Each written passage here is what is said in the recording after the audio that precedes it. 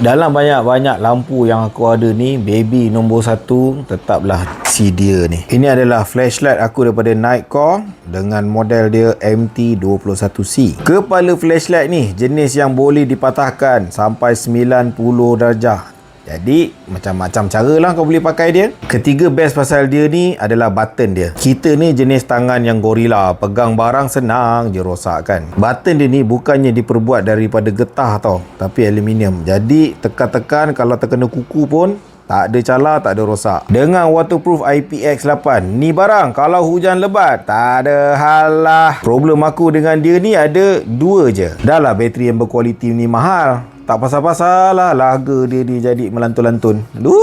Masalah yang kedua pula adalah kecerahan dia. Bukannya aku nak kata dia ni tak cerah. Okey, dia ni memang cerah. Tetapi nanti bila free, kita akan cuba review adik dia pula. Tengok pergi macam mana.